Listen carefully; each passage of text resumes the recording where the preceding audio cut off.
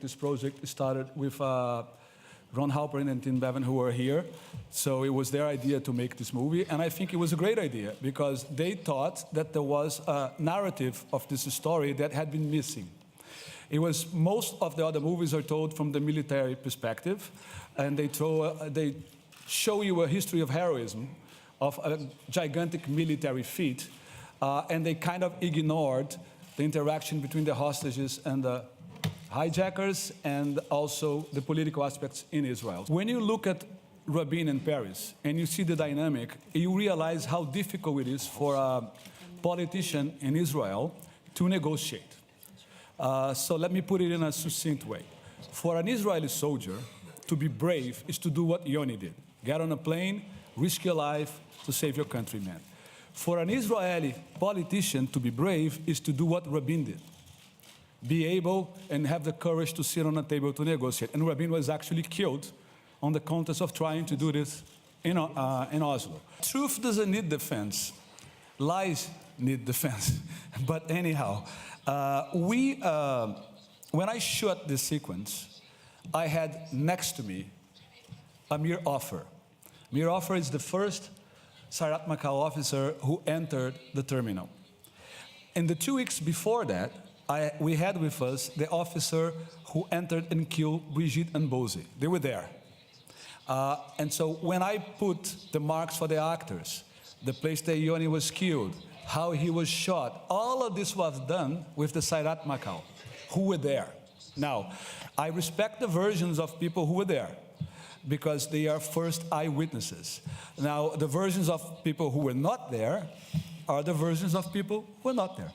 And as I say, I think it's in the realm of doubt that we were able to create the characters. It's in the gaps between the account of the IDF soldiers and the account of the hostages, you know, whether the terrorists, the reason they didn't kill anyone is because they didn't have time or because they had a humanitarian impulse. You know, there's doubt, and doubt creates space for drama, I suppose. But that's an interesting point, because that for me was a crucial moment in the film. Was he deliberately, you know, taking the decision of not killing the hostage? I had to make a choice as an actor, and so it was so important to have sources and eyewitnesses like Monsieur Lemoine next to me in saying he remembers that moment clearly, and for him, you know, Böse took this decision not to kill the hostages. So these kinds of information were absolutely crucial for me, you know. Yeah, and I think it was that moment when I spoke to Jacques for the first time 4 years ago, when he told me that story. That was the moment I knew we had a film. Of course, you feel a huge responsibility, and you are very cautious when it comes to, you know, portraying a real character and get involved in such a complex subject matter as this one. But again, also what Rosemunde was just pointing out before is it was in such good hands, because the very first conversation I'd had with José was, I think, over an hour, and we ended up talking about current politics in Germany. So I could feel that this is a man with a strong political conscience.